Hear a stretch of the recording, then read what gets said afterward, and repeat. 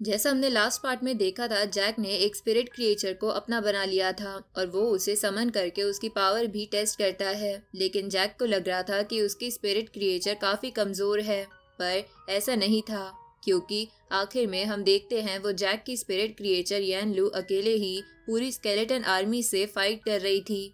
अब आगे कहानी की शुरुआत होती है और हम देखते हैं जैक अपनी स्वॉर्ड को तैयार कर रहा था और उसके लिए जो भी चीजें जरूरी थी वो हर चीज लेकर दे रहा था, जबकि कुछ चीजों को लाना काफी मुश्किल था।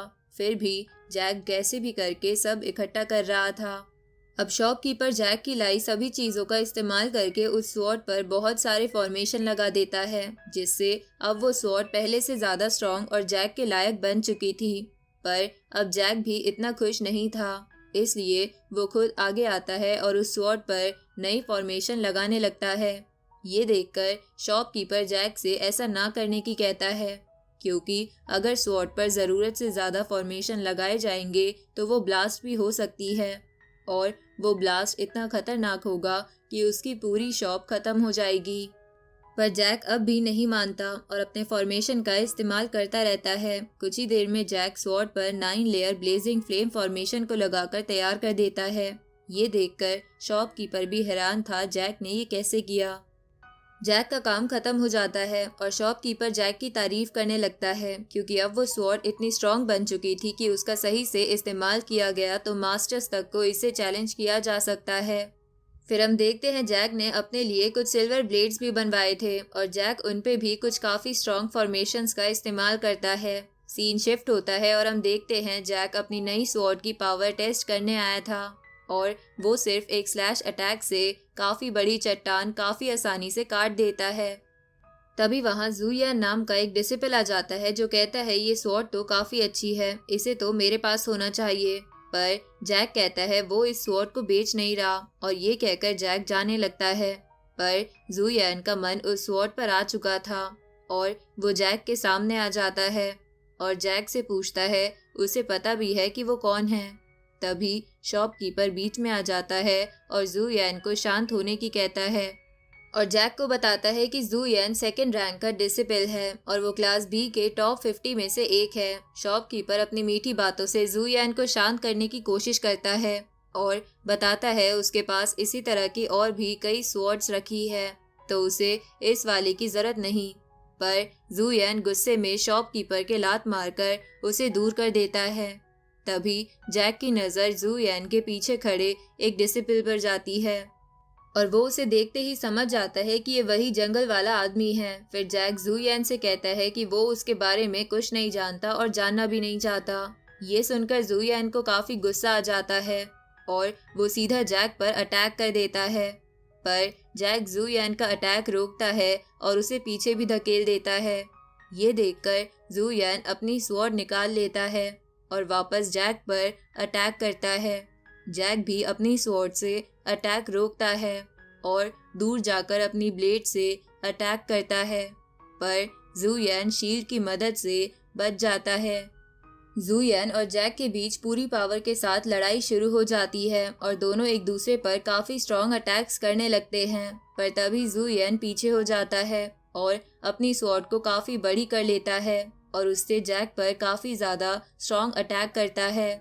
जैक जंप करता है और ज़ुयान की तरफ उस पर अटैक करने जाने लगता है, लेकिन ज़ुयान एक अटैक से जैक को पीछे गिरा देता है और अपनी पूरी पावर का इस्तेमाल करके जैक पर एक काफ़ी बड़े एनर्जी के गोले से अटैक करता है। लेकिन जैक भी कम नहीं था और अपनी सारी एनर्जी को स्वॉर्ड में डालता है और उस एनर्जी के गोले पर स्लैश अटैक करता है, जिससे वो गोला बीच में से कट जाता है और जैक का अटैक सीधा जाकर ज़ुयान के लगता है, जिससे वो गिर जाता है और उसकी स्वॉर्ड भी टूट जाती है। अब जैक ज़ुयान के पास जाता है, पर ज़ुयान को काफ़ी गुस्सा आ रहा था और वो जल्दी जैक से बदला लेने की कहकर वहाँ से चला जाता है। जिसके बाद हम देखते हैं जैक कल्टीवेशन कर रहा होता है और तभी वो अपने अंतर मन में पहुँच जाता है और वहाँ हम देखते हैं जैक के अंदर बहुत सारी एनर्जी जा रही थी। तभी जैक के अंदर से काफ़ी सारी एनर्जी रिलीज होती है और जैक खड़ा हो जाता है। हमें पता चलता है जैक ने सोल कल्टीवेशन का 3rd लेवल भी क्रॉस कर लिया। पर तभी वहां जिन चाई आ जाती है और वो देखकर समझ जाती है कि जैक ने 3rd लेवल ब्रेक थ्रू कर लिया है।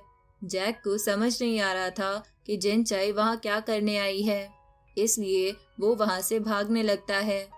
पर जिन चाई अपनी चेन जैक के पीछे भेज देती है, जिसकी वजह से जैक को रुकना पड़ता है और जैक बिना टाइम वेस्ट किए जिन चाई के ऊपर कई ब्लास्ट कर देता है, लेकिन उनसे जिन चाई को कुछ नहीं होता।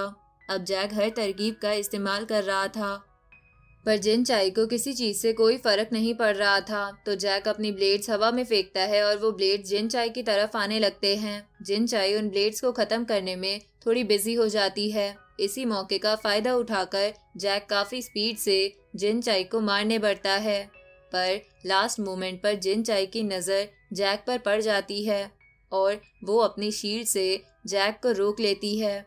पर जैक का पंच इतना स्ट्रांग था कि जिन चाई को थोड़ा धक्का महसूस होता है। इससे जिन चाई काफी गुस्से में आ जाती है और जैक को मार देने की कहती है। तभी वो अपनी चेन को सांप में बदल देती है और वो सांप जैक को पकड़ लेते हैं, जिसकी वजह से अब वो हिल तक नहीं पा रहा था। जिन चाई काफी स्पीड से जैक को मारने उसकी तरफ आने लगती है, पर वो जैक को मारती इससे पहले जैक कहता है उसे पता है वो जिसे ढूंढ रही है वो कहाँ है। ये सुनकर जिन चाई तुरंत रुक जाती है और जैक से पूछती है उसने अभी क्या कहा। जैक बताना शुरू करता है जिस रात अलार्म बजा था उस रात सभी जगह और हर एक डिसिपल को काफी ध्यान से चेक किया जा रहा था। इसी से जैक समझ गया कि कोई तो ब्लैक ड्रैगन सेक्ट में घुस चुका है। अब जैक कहता है उसके पास एक रास्ता है जिससे वो एल्डर जिन के काम में आ सकता है, लेकिन बदले में जिन चाई उसे मारेगी नहीं। ये सुनकर जिन चाई जैक को अपने पास ले आती है और उससे पूछती है क्या उसे लग रहा है कि वो उससे किसी सौदा करने की हालत में है। अब जिन चाई जैक का शरीर और जोर से कस देती है, जिसकी वजह से जैक को सांस भी नहीं आ रही थी।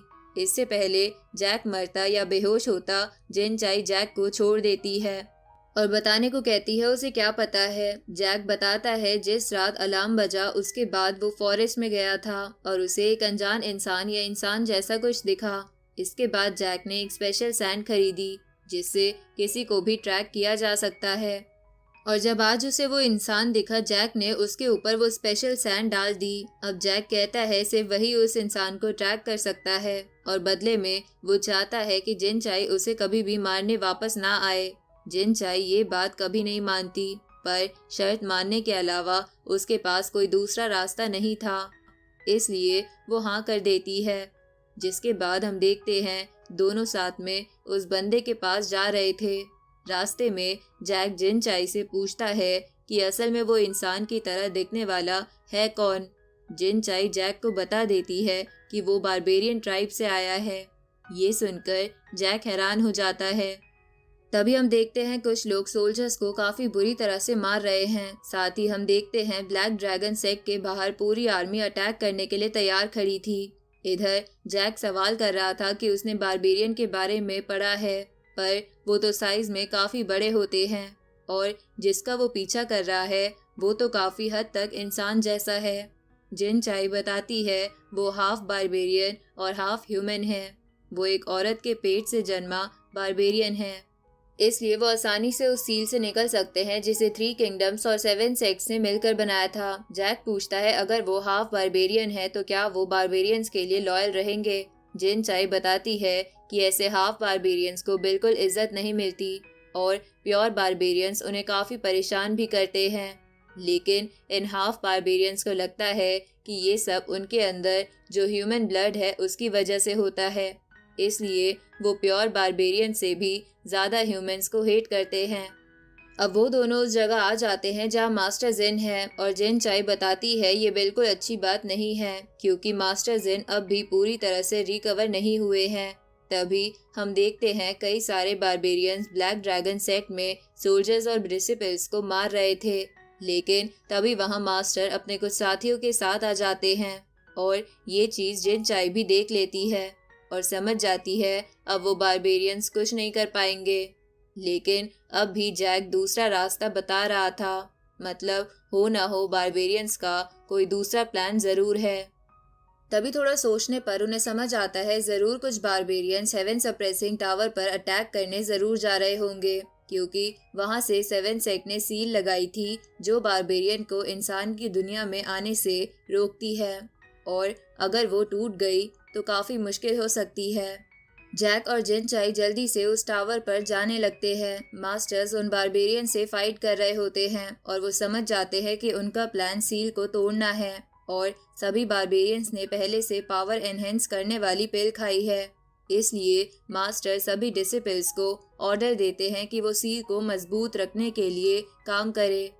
तभी हर जगह से डिसिपल सील को एनर्जी देने लगते हैं, लेकिन तभी कई सारे बारबेरियंस अपनी एनर्जी एक साथ लाते हैं और एक काफी बड़े वेपन से उस सील पर अटैक करते हैं। वो वेपन इतना स्ट्रॉन्ग था कि काफी जल्दी सील पर लगे बैरियर को तोड़ देता है। जिन चाई और जैक टावर के अंदर आ जाते हैं और देखते हैं वही बारबेरियन जिसे जैक ने फॉरेस्ट में देखा था, वो सील को तोड़ने की कोशिश कर रहा है। जैक और जिन चाई जल्दी से उस पर अटैक करते हैं, जिससे वो रुक तो जाता है, पर अब उन दोनों को उस बारबेरियन से फाइट करनी थी। वो बारबेरियन काफी स्ट्रॉन्ग था। जिन चाई बताती है ये लड़ाई उन दोनों के लिए आसान नहीं होने वाली, पर उनके पास जीतने का चांस है। जिन चाई पूरी पावर से उस बारबेरियन पर अटैक करने जाने लगती है, लेकिन वो बारबेरियन काफी चालाक था और ऊपर से जिन चाई पर अटैक कर देता है। तुरंत ही जैक सामने आता है और अपनी स्वॉर्ड से अटैक करता है। जैक की स्वॉर्ड बारबेरियन के लगती है, पर उससे उसे कुछ नहीं होता। ये देखकर जैक उसे एक फॉर्मेशन में बंद कर देता है और अपने ब्लेड से उस पर अटैक करता है। जैक के ब्लेड्स बार बार बारबेरियन पर अटैक कर रहे थे, इसलिए वो उन ब्लेड्स को तोड़ देता है। तुरंत जिनचाई खड़ी होती है और अपनी चेन से बारबेरियन को पकड़ लेती है। तभी जैक भी आकर बारबेरियन पर काफी स्ट्रॉन्ग अटैक करता है, जो सीधा उस बारबेरियन के लगता है। वो अटैक इतना स्ट्रॉन्ग था कि हर जगह एनर्जी फैल जाती है, लेकिन इतने स्ट्रॉन्ग अटैक के बाद भी वो बारबेरियन खड़ा था और वो अपनी असली फॉर्म में आ गया था। जैक पूरी तरह से थक चुका था और वो बारबेरियन काफी खुश था, क्योंकि सील टूटने वाली थी और काफी जल्दी बारबेरियन आर्मी ह्यूमंस पर अटैक कर देगी।